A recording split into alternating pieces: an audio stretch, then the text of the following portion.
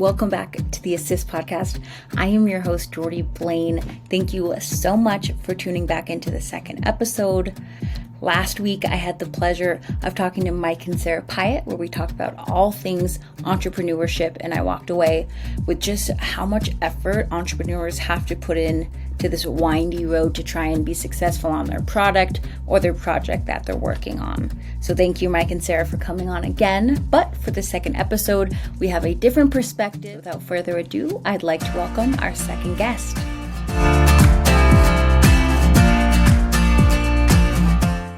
Hi, everybody. Welcome back to the Assist Podcast. Today, we have a very unique and successful guest. She is an Amazon bestselling author. She has launched and created a global media company, and she is also a TEDx presenter. I am so honored to welcome Dr. Lynda. How are you today? Hello, Jordy. I'm so delighted to be here. Thank you so much for joining us. Where are you joining us from? What part of the country do you live? I live about an hour south of Montreal, just across the border of the United States in Vermont. Well, again, thank you for taking time out of your busy schedule to chat with us. I know this episode is going to do so well, so let's dive into it. Okay. You said you live in Vermont now, but where did you grow up? Can you give us a little bit of your backstory? Yeah, and my backstory is important as everyone's is. You know, I talk a lot, and I hope we get to it, about living with purpose or cultivating your purpose. There are a lot of people who get to a certain age and they say, oh, God, you know, I don't think I'm doing what I'm uniquely built to contribute. And that can be, you know, 35 after you've worked in the working world for 10 years at some meaningless job. So what I tell people is, you know, everything's important. Everything that brought you to this moment, Jordy, everything. Huge. Is huge. Is very huge. So I'm happy to share my story, and I hope it reflects a little bit on other people's stories as they listen. I'll add little bits and parts in there to put an exclamation point on how we manage the meaning of things matters. I grew up in a little farming town called Lincoln, Illinois. It's the only place named Lincoln by Lincoln. Wow. Yeah, he was a lawyer, a young lawyer there. And my husband and I are childhood sweethearts in this little town. We started dating when we were 14. And we had no way of knowing about a bigger world, a broader world out there. You could see our town from 30 miles out. That's how flat it is. Yeah, the grain elevator and the water. We grew up like that, but a significant thing happened in our life when he was a senior. He was one of the top 20 basketball players in the world. Wow. And he had every basketball program in the world that wanted him to play for them. And we wound up at the University of Kentucky. And at that point, he became the captain. He's the only guy to be captain of the University of Kentucky basketball team for 2 years. You married a stud. That was as big as you can get. That's making it. Yeah, that was our little town. That was just the best thing you could do. I'm sure. Have happened to launch yourself out into the big wide world. And, oh my goodness, it was the big wide world. There was a lot to that. It might as well have been professional basketball and all the complexities that would be visited on you. You can imagine, so young and so green. But those complexities, luckily at an early age, we were really good about managing the meaning of bad things that happened to us. And we come from really hardworking, nice families. Chuck, my husband, from a great big family that didn't have a lot of resources, but they had a lot of love. And my dad was my dad was the town doctor, and he taught us how to live like a true professional and be kinder than you need to be in tough situations. So that's how we were formed. We were formed in this great place, landscape, to be a child, and then we went off into the big wide world, and right off, we're challenged by a lot of, oh my God, this is the way the real world is, and so many good things. I mean, it was good and bad, but what it also did was it launched us out into the world, because he was drafted by the Bulls in the. Oh wow! Yeah, but we just knew that life was going to be even harder. So we moved to Spain, and he played professional basketball in Spain. And along the way, we got our European citizenship. So we carry 2 passports, Irish and American. Cool. And that began a life of living abroad. We eventually went to dental school. We're both dentists. And we went to Italy to practice dentistry after dental school.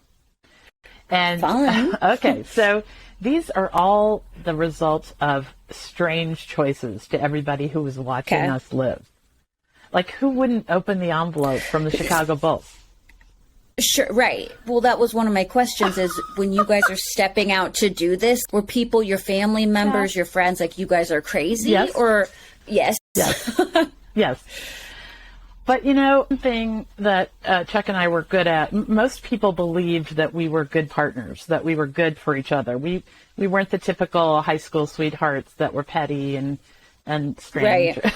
Watch. Right. Immature. Yeah.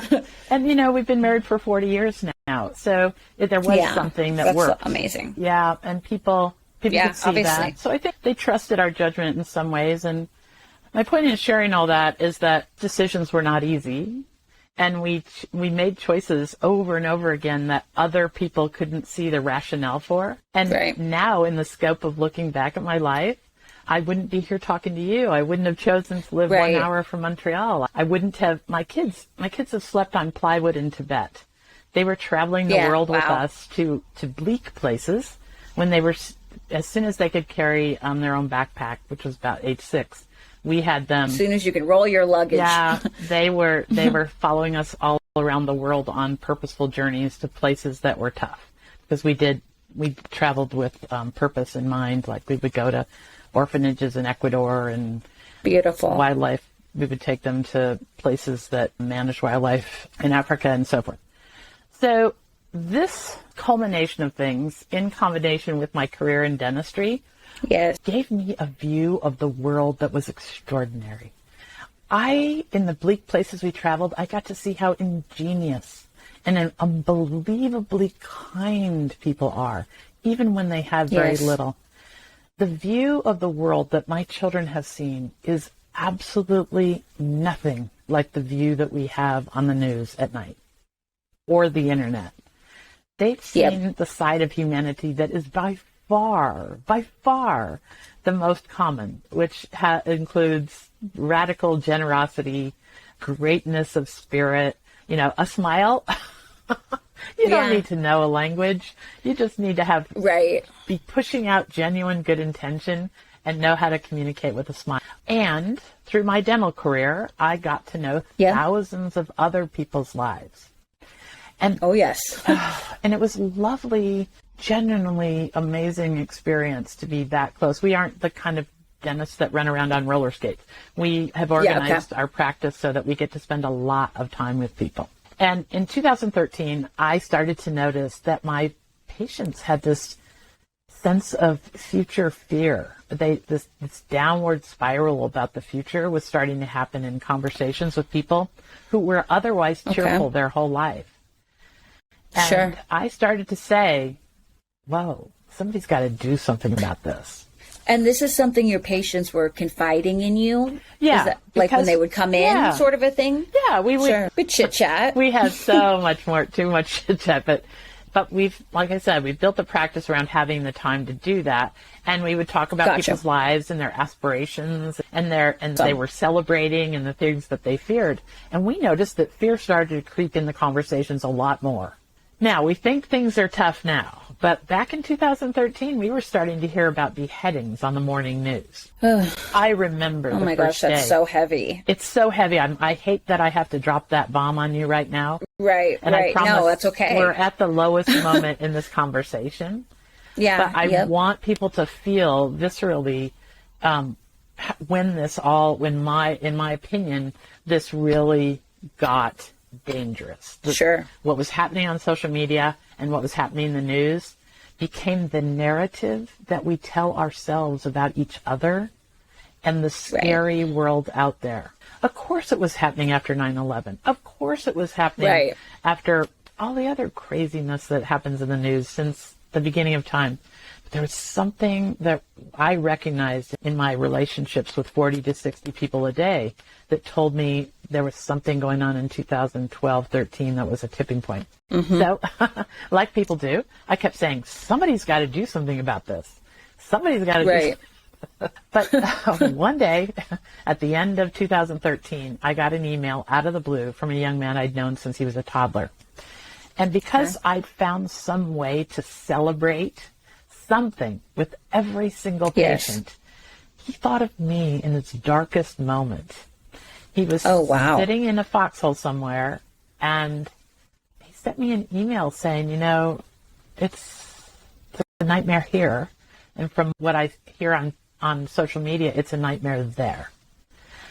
And he went on and said a lot of things, like some of us have said about the future for us all and how hopeless everything was. And oh my gosh, that was a catalyzing moment when I read that email and knew I had nothing. I can't imagine. Yeah, there was nowhere I could send him. So I went on a search of the internet to find someplace with no agenda, no political agenda, none, and no ads. Because both those things are just... You can't come by. Gosh, don't even get me started. And I spent pretty much 12 to 16 hours after that email. Because I wanted to respond to him quickly. He was obviously in great distress. I spent 12 to 16 hours. It happened Saturday morning, and I really didn't finish until 9 p.m. that night. And I could not find one place on the internet with word of insight and inspiration and innovation that was no politics and no ads. And so that night, you did it. I said, okay, I guess that there's a gap here. And somebody's got to fill it. And that is going to be me. And I'd been a writer all along this long journey. You can imagine I was really familiar with writing, and I was really comfortable with sharing. I'm kind of a maven sort. I love to tell people when I've discovered some wild, crazy thing. So it was a natural fit. I love that. Yeah. And I started writing one article a day on anything under the sun to prove it's still an amazing world. And, good for you. Yeah.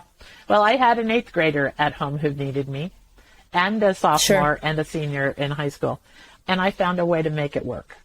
And so then good fortune really smiled on us all. I had a daughter. My oldest was in Harvard through the first few years of Ever Widening Circles. And when she graduated, she had an Irish passport. So she'd been all over the world. So she could have worked for anyone. And for everyone's good fortune, she decided to come work with me. And that is so, I almost said that, but I was like, don't jump in yet. That is so sweet. Yeah. We had that big talk where we're like, wait, you can be a consultant for anyone in the world. She had a design and economics degree from Harvard. I mean, give me a break. Wow. Yeah. And you're like, I'd be happy to have you, honey. But so that's when we got serious. We had the big major website built that you see today, and we've been off and running since. And so that is a very long story that I'm happy to share so that people know they have their own story. And I'm sure they are uniquely built to contribute something. And along will come that day when, like, I got the email. You're powerless to resist. Yeah, absolutely. Yeah. It was like you were like stepping into your purpose as you were creating EWC, you know? Right. Wow. Yeah. So from there, as you know, you were starting to get a staff, you had your daughter working for you. When did you come into the theory of the conspiracy of goodness? So I'm going to tell the story about the conspiracy of goodness first, and this will all make more sense to people. So here we are. I'm chugging along for many years with Liesl for 3 years, probably 4 or 5 years. And good stuff keeps coming to us. People that have done the most remarkable things are out there, Jordy. The first thing, if nobody remembers one word I've said today, remember this. What we see in our online lives is only a tiny slice of reality. The only things that rise to the top of our internet, our online lives, is danger and disorder. The internet's built like that. It's not built to bring us signs of goodness and progress. But danger and disorder, that is impactful. That's it. And, it's built that way. We've got to remember where this internet is in the life of a human construct. The internet is no different than the automobile, than the printing press, right. than the steam engine. They all start out as something that can get really wonky and almost dangerous in that first iteration. Mm-hmm. The Model T, the gas tank was under the seat. And when people got in accidents, everybody blew up. Oh my goodness. So like every other invention and innovation, the internet's been around for about 30 years now in its format, the recognizable format. It's time for a rethink. It's time for like the new model, the reimagining how it fits in our lives and how we're going to let it dominate our worldview or not. So I call the internet and our online lives an attention economy. And that's something that's probably existed for 100 years, back when radio first started. That was the first people could do anything and get our attention. So the whole game at the beginning of all communications was to capture and hold our attention. And back to our danger and disorder topic, that is neuroscience. The way our brains are built. We give our attention to signs of danger and disorder, and that's why we're here today. If you and I are sitting here talking, it's because our ancestors were really good at recognizing signs and danger of disorder really early, because they kept procreating. Right. Anybody who wasn't good, their gene pool got crushed if you weren't good at that. Right? Yeah. Sure. So, what happened with the internet and danger and disorder is that in 1993, there were only 130 websites. But in 2003, there were 40 million. Wow. And remember that in 1993, the engineers were just racing in every day to work, just so excited to be able to connect us all to information and each other. That was the initial impetus of the right. Just connect us all to each other and information faster. But in that 10 years, going from 130 to 40 million, it got away from everyone. And an organizing principle had to rise to the top of the way it was constructed. And that organizing principle is our attention. In the beginning, it was, well, if people give their attention to it, it must be good. It must be valuable. It must be true. It must be, right? Because we were naive about what our minds and brains and then what people would do with the internet once they figured out that they could just make out what they could do with it. That's right.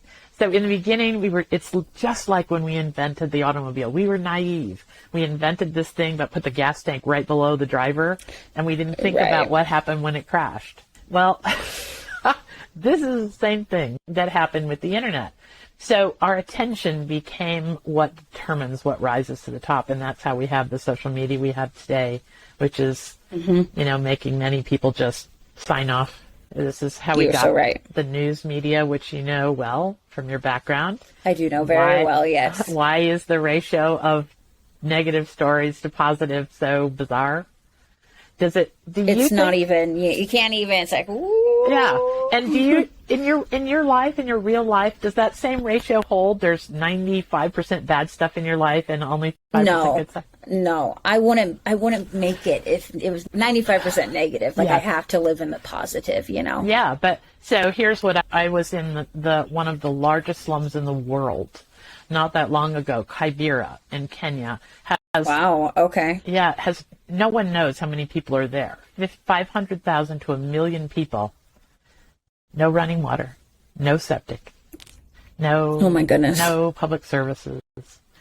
And yet, I was there to interview some artists who are making art out of garbage and teaching children that they have superhero-like qualities that they can lean on. Aww. It was a beautiful interview. And you know what? Even in that place, when I asked those guys, so what do you think about the future? They thought it was bright. Aww. So if they can think it's that. bright, it is totally a mindset. But what most of us are living with is this constant narrative about danger and disorder from our online lives and from the news. So how that relates to what I'm doing and what I want to do and what Ever Widening Circles is growing into is that we are the rest of the story about each other and the world. You can go to everwideningscircles.com and see things about any subject under the sun that are happening right now. There is an enormous wave of goodness and progress happening in the world that almost no one knows about, because of the way the internet and the news is built to capture and hold our attention. And the only way they know how to do that now, I'm going to tell you what's coming, but for right now, the only way they know how to do that is to present us with more and more outrageous danger and disorder. Right. I believe that, to be honest with you. Yeah. It just is. And it's neuroscience, and people learned that very early in the advent of radio. They knew that they could capture and hold our attention if they told us that aliens were landing somewhere. Right. I mean, yeah. You know that old radio broadcast. Yes. Right? I learned about it in school, ethics, Yes. People were jumping out of buildings thinking that was real. Yeah. Right. So this isn't new. We should not be shocked. We should be aware. We just got to raise our game, because there is a game being played with our emotions in our online lives. And once we realize the game that's going on there, we can just stop playing it. And if you'd like, I could share with you some really practical tips that I've found to stop playing that game. I would love that. I think we'd all love that. We all need it. All right, great. So what I recognized through my 8 years of going from ordinary web user, remember, I'm sure I was an early adopter in technology. I've been fixing teeth in my dental practice since 2003 with computers. There was no one. That's like in 1% of dentists. So I will say I'm an early adopter of technology, just like that, using lasers. I was using infrared cameras in 1997. So, okay. Wow. I'm kind of fearless that way. Okay. Love that about you. But otherwise, I really use the internet like everyone else. I could order a pair of boots and post a picture of my new dog on Facebook. Other than that, I've come a long way. Whew. And one of the messages that I'm trying to add to the world is that nobody should have to go through what I've gone through to learn these insights about how our online lives can be terribly destructive or amazingly positive. It's our choice if we know four actually simple shifts we can make. Okay, I'm ready for. People who are listening to this, you don't have to write down. There is a place on the internet at 4shifts.com, the number 4shifts.com, or spelled out 4shifts.com, that we just put a 10-minute read. We just wanted we want the world to know about these 4 simple shifts. It will fundamentally change the future of the internet if just 25% of us do the 4 shifts. I'm so excited. Yeah, so people can go there and read the 10-minute read and then know exactly what to do today, the next hour. I'm excited. But here, I'll put them in a nutshell.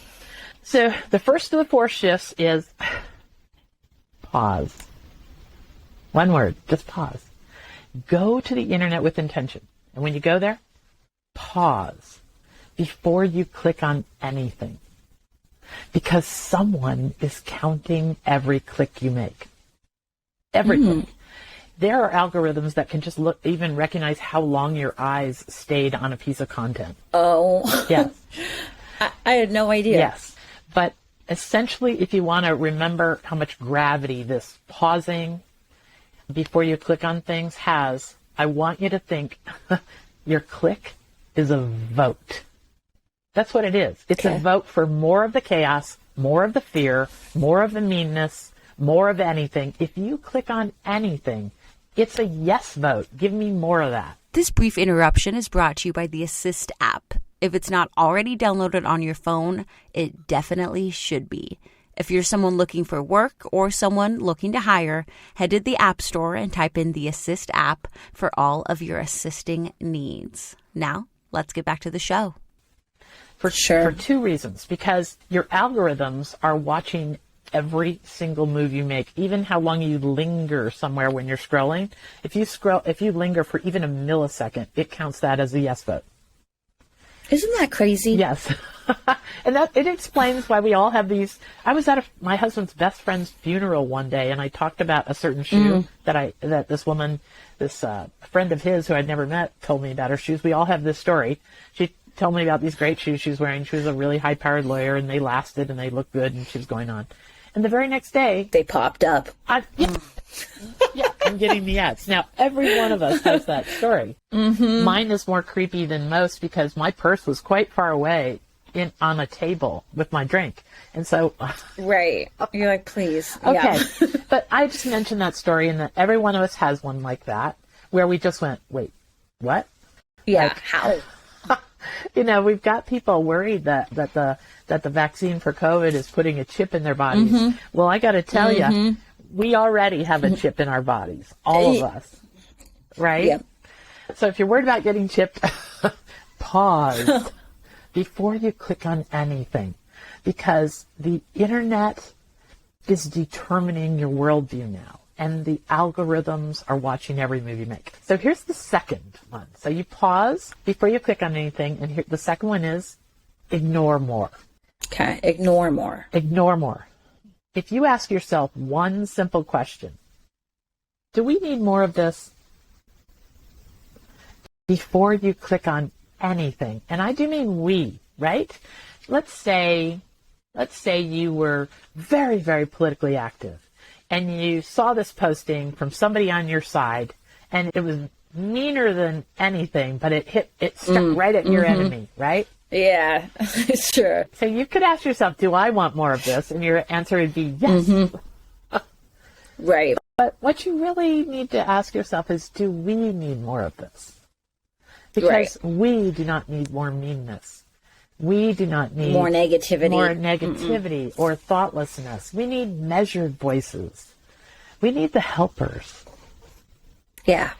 So pause, ask yourself, do we need more of this? And if the answer is no, then ignore it. And I'll give you one more really, really good way to look at this. Never click out of ABC mode. Never click in ABC mode. Anger, boredom, or morbid curiosity. ABC. Anger, boredom, and curiosity. Now, curiosity is a beautiful thing, but I'm talking about that morbid curiosity. Like, you see a picture of the blobfish or the anaconda with the human form in it, or... Right, you're like, don't click on that. A headline, death ships docked in Miami. No. Right. Stay away. Yes. Yeah. So if we all use the never click in ABC mode, anger, boredom, or curiosity, and I mean morbid curiosity, I guarantee you that the internet would change almost overnight. Now, remind me before you're done. I'm going to go back and tell you this 25% rule. It doesn't have to be all of us, by the way. It only has to be 25%. So remind me to tell you why 25% is fine. So pause, 25%. Ignore more. And the third one is seek signs of goodness and progress. Because for right now, the internet will not bring it to you. It's not built that way. Deep.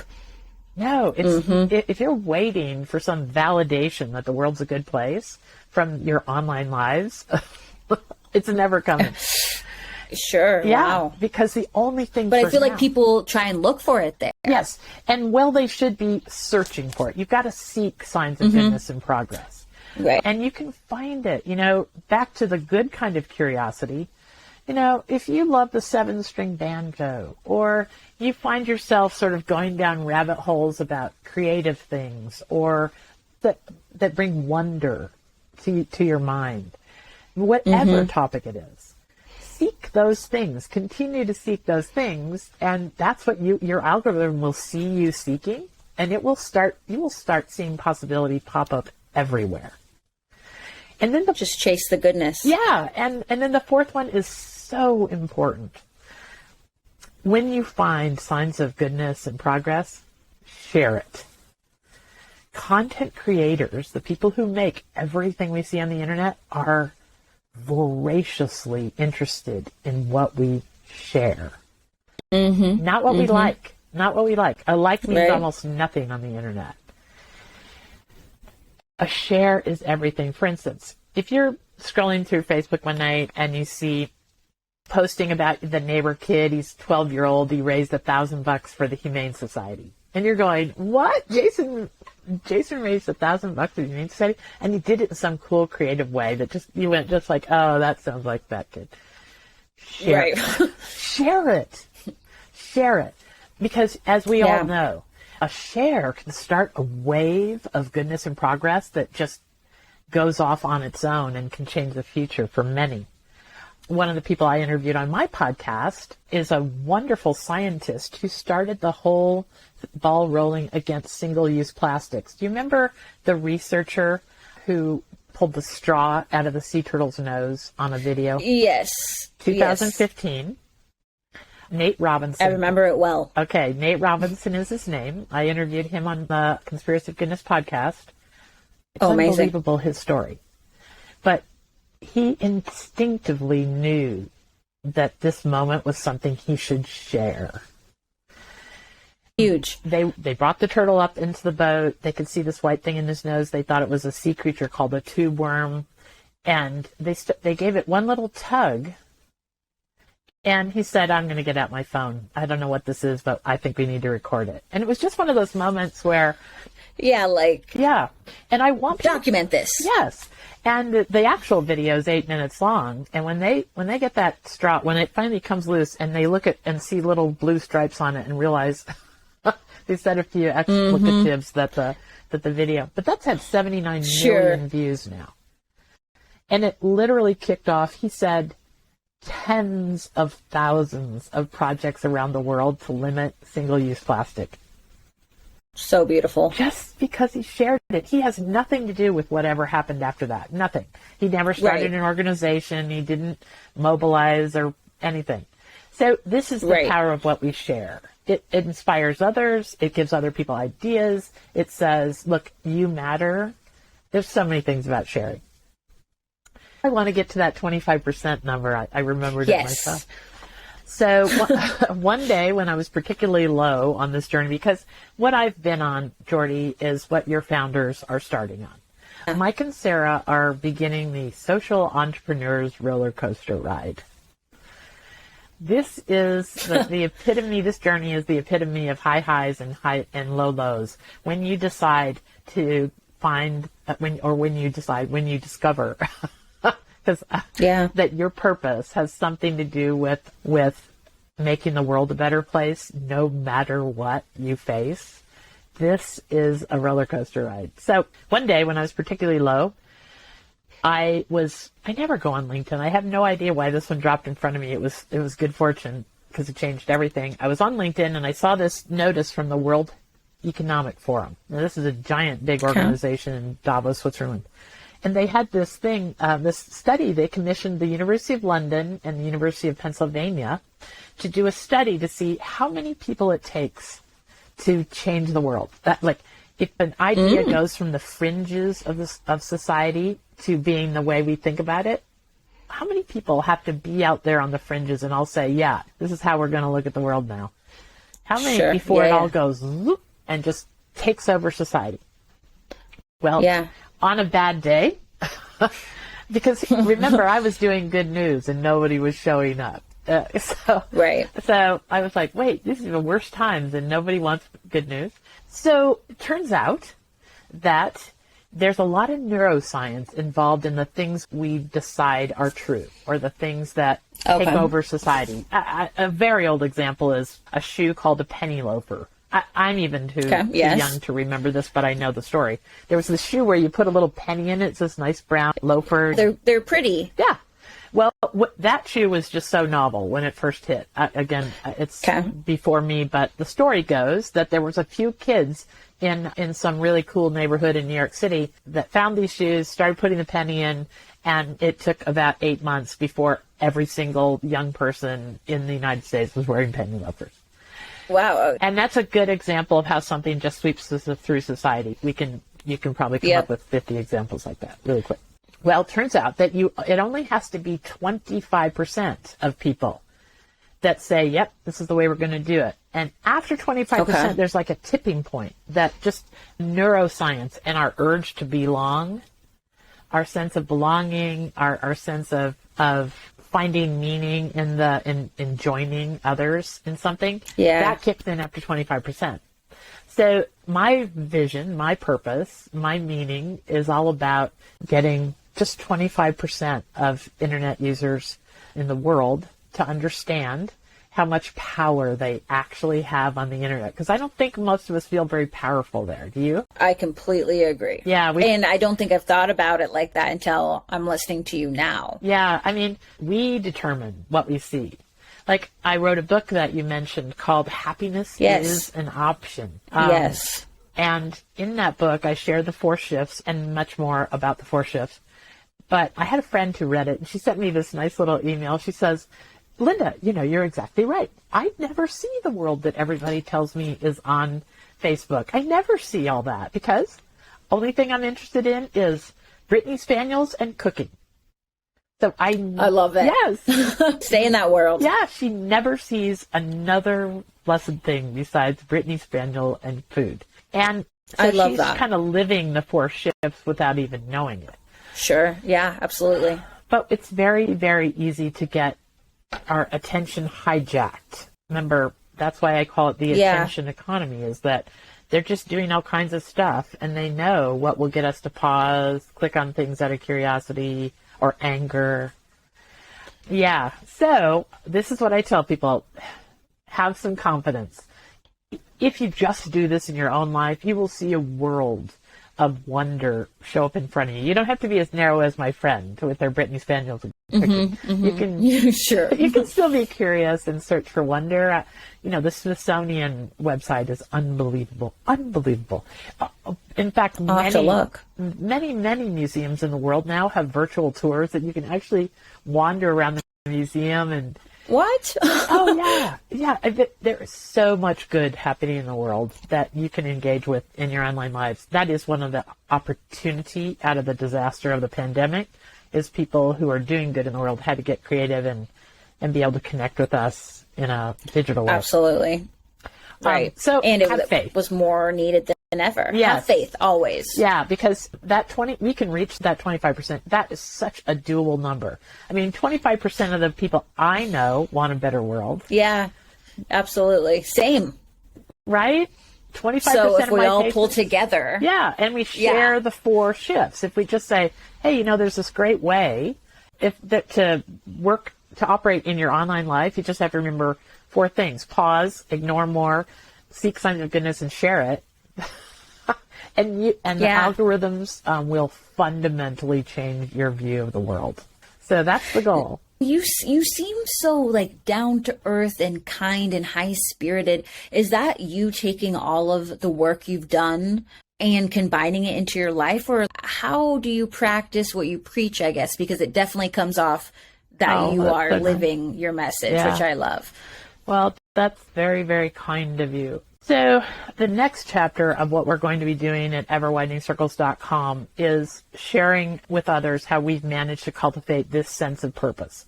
What you're seeing, what you just described in me is my living my purpose. Do you know what time I get up in the morning?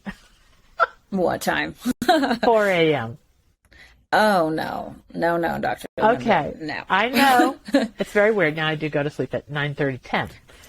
But the reason why I bring that up is that I bounce out of bed all winter. I had a cast up to my armpit. That's another story. I broke my arm. Sure. I was skating. My kids shamed me into ice skating. Oh, no. When I couldn't get out of bed normally with that cast all the way up to my armpit, I figured out a way to put my legs up in the air and toss them down onto the ground. And that and I felt that. I felt that good about what I was getting up to do every morning. Yeah, even with that circumstance going on, Yes, I mean, this is the thing, is that there is a journey to cultivating what you're uniquely built to contribute, Jordy. It's a journey. I just have lived the journey. There's this searching stage where you do all kinds of crazy things in your youth, usually. You can do them at midlife too, by the way. But you try all kinds of things that break the mold, right? That's the search. Yep. You read all kinds of things. You try new friend groups. There's so many things that you try in this searching phase. And then I have things that I'd rather not share with my kids. And sure. but they're all part of me and what brought me here and what I learned, right? And some of them very negative. But in the scope of things, I look at them all as gifts.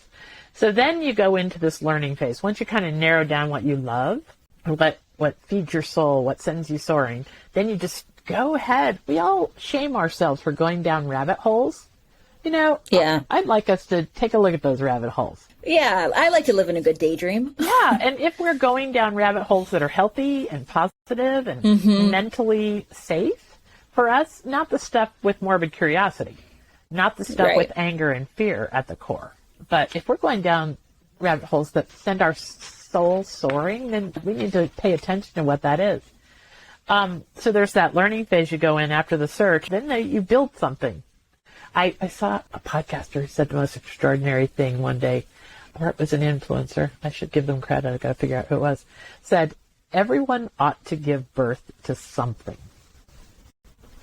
Preach. Yeah. Yes. I got goosebumps just saying it. And she didn't mean a child. She meant a child. No. Yes, that'll teach you a lot. Oh, God. I'm sure.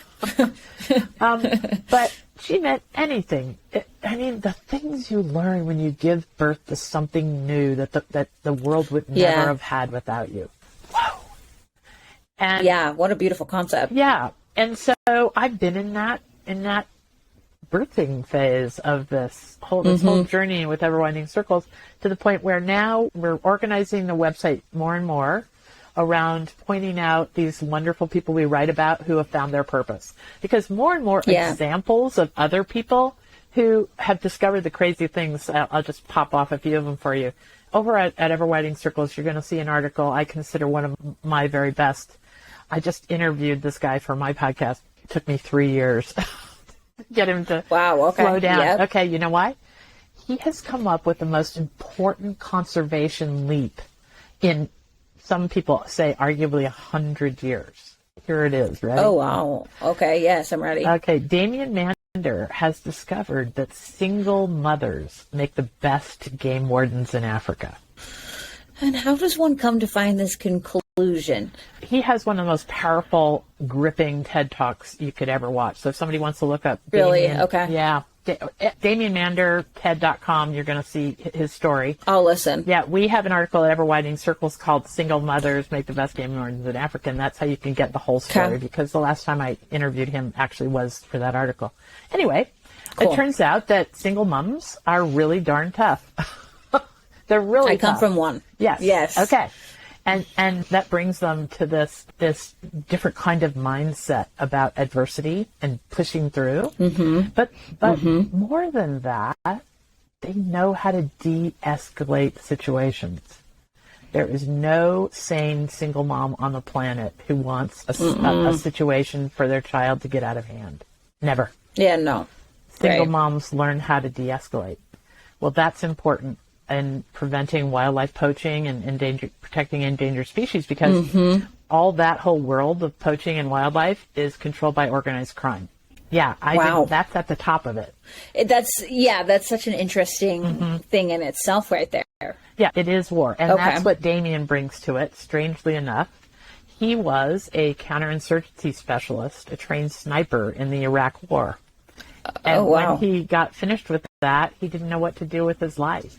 And he went on vacation in Africa, and something dreadful happened right in front of him with a poacher. I'll leave that. Spoiler alert. Sure. I won't tell you, because you'll get the story in his TED Talk. It happened right in front of him when he was just going on a game ride, with wild game and a safari. Yeah, safari ride, exactly. And it changed him forever. He said, "Oh my God, this is war. I know how to change this. I know how to address this problem." And so he's been on this incredible life journey for about, I think they started in, could be 2013, 2008, somewhere in there. Okay. Anyway, that's just one example of 1,000 people we've written about who have the most extraordinary journeys of purpose, and they're making the world a better place, large and small. We don't just talk about people who are doing big things like Damien. We tell about the guy in India who lost his son to a pothole accident. This older guy, and he learned that 10,000 people a month lose their life to pothole accidents in India. What? That is number is huge. Yes, because oh my goodness. Oh, there's many parts of India that are so poor that infrastructure to repair roads doesn't make anyone. The numbers are unbelievable. So this guy could have lived in grief, and he chose not to. He figured out exactly what the right recipe was for creating a pothole filler that would stay nice, and figured out how to get the resources. And he's filled, I think, over 10,000 potholes himself. Oh my goodness. That is amazing. So I can't remember the numbers. I might have all those numbers wrong, but they're amazing numbers. Go to the article. If you just put pothole in our search box at Everwinding Circles, you're going to get that article. It'll come up. And, he's a great example of the fact that everyone can do something. Every one of us can do something. You're so right. Right. And that is our journey as a human being, is to find what we were uniquely built to contribute. And it may be filling potholes, or it may be like Topher White, who's discovered that we can save all the remaining rainforest with old cell phones. That's another story. Right? I've shared an awful lot with you today, Jordy, and I hope on the Assist podcast, what I've done is assist people in knowing that there is an entirely different world out there, and it's full of promise, and it's waiting for them to bring their potential to it. Well, I mean, I've learned so much just today, just from chatting with you. So you are doing more than assisting us, and you're assisting the world, which is the whole reason why we wanted to have you on today. That's so nice. My last question for you, Dr. Lynda, is for people who, kind of like-minded like you, want to go out and find their purpose and put it out into the world and change the world, but they don't know how to get started. Yes. What would you tell them? We are going to be addressing that exact problem on December 1st. I don't want to say a lot. Spoiler alert. Tease ahead. Yes. And for now, there are two things I would recommend instantly. We have also recognized the problem in social media, and the negativity is not going to get any better. So we just created our own. Good. Yes. Good for you. Yep. We've created the Conspiracy of Goodness Network. So it's and that's really what it is. And I will close with this story of the Conspiracy of Goodness, because that's a question I haven't answered from a long time ago in our conversation. The Conspiracy of Goodness is going to be a place where people with good intention, it's going to have a membership fee, just enough to keep the mean people out. Sure. I hate to be like that. No, it makes sense. If all you want to do is... that will kick them out. Yes. If all you want to do is mess with others, and if you're the one that starts the fight in the comments under the broccoli recipe, I don't really... It's not the place for you. No. It's going to be a bit of a speed to join the Conspiracy of Goodness Network, but once there, you'll be able to connect with other people who have beautiful intention. We're going to create an environment where people can share resources about the greatest thing they just discovered, the best book they read. How about people who are founders like me? Anybody know a good, trustworthy web developer? We're going to really create a lot of... Sure. Yeah, a lot of connection and completely different worldview over there. And the second thing people can do is we have a summit. The second annual Conspiracy of Goodness Summit is coming up. Okay. It's an afternoon, 3 hours of... Sure. Some of the people I've mentioned, unbelievable. We've got 5 thought leaders that we're bringing in to speak and have questions and answers, and exciting time for people like you and I to network. And that is on October 10th. So you can go to COG Summit. That stands for Conspiracy of Goodness. COG Summit.com and get your tickets there. It's a way to support goodness in the world and bring it into your life. And then this year, we're making it so that you get an automatic membership to the Conspiracy of Goodness for a few months, just to see if you like it. Oh, cool. Okay. If you go to the summit. So I think that'll give people that stepping off. So I'll close with the story of the Conspiracy of Goodness. Jordy. Yeah. I think that I can already tell with your energy that you are part of it. Mm-hmm. Oh, so, thank you. 3 or 4 years ago, I was talking to somebody I had written an article about, a thought leader, and he said, Dr. Lynda, everything you're doing, he was shocked by the website. It's the conspiracy of goodness. It's just like that story. You know that story, don't you? And I said, no. And he said, his dad was the superintendent of schools for Brooklyn when he was growing up. Okay. And he said, my dad used to always tell this story. So it turns out there was a little French village called Le Chambon, France, that managed to save 3,000 Jews from a nearby concentration camp. Ordinary people with no organization saved thousands, mostly orphans, for 2 years. It's just an extraordinary story. So there was a rabbi, Harold Schulweis, who was talking about World War II in a conference he was giving in Europe in 1986. And he called his talk The Conspiracy of Evil. Okay. Well, he tells the story that an old man stood up in the back of the room and said he had been one of the rescuers. One of the people who had a family in their home. And the old man... Holy cow. Yeah. And the old man asked the most profound question. He said, do you think I could have saved an entire family without the active help of the milkman, the mailman, and the neighbors? No, the old man said. For every one person saved, there were 7 who were rescuers. Wow. That's crazy. It was a conspiracy of goodness, he said. So that's the first reference to the conspiracy of goodness, that phrase. And the message I want your listeners to have, Jordy, going forward is that is who we are. We are not who we see on the internet and the nightly news. We are givers, we are doers, we are helpers. And if we participate in helping to raise the tide of goodness and kindness and progress up in the world, we will see that it lifts all the boats in the harbor up. I completely agree. Dr. Lynda, where can people follow you? Yeah, so I do a whole lot of public speaking, as you imagine. So I'm sure you're a busy woman. You can find my website at dr-lynda.com, drlynda.com. And I spell my name with a Y, so it'll come up pretty good. Okay, yes. Yeah, okay. dr-lynda.com. And then also just go to we have the most amazing app. It's like having the antidote to the daily news in the palm of your hand. Perfect. So that's how people can help. That's how people can connect with our work is at the everwideningscircles.com, and our app is beautiful.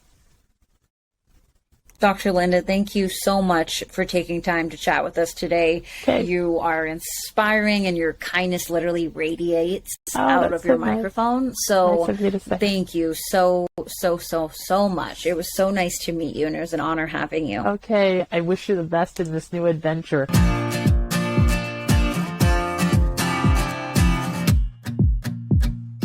Wow, Dr. Lynda is so insightful, and I also just love how positive she is. You can tell that she practices what she preaches in terms of her conspiracy of goodness. She just radiates that positivity, and I absolutely left that interview feeling more positive and more hopeful. And I'm going to try and do everything I can to impact 25% of the people I know to make the world a better place. So thank you so much for tuning in and listening. Don't go anywhere. Again, this is the Assist Podcast. We'll see you next time.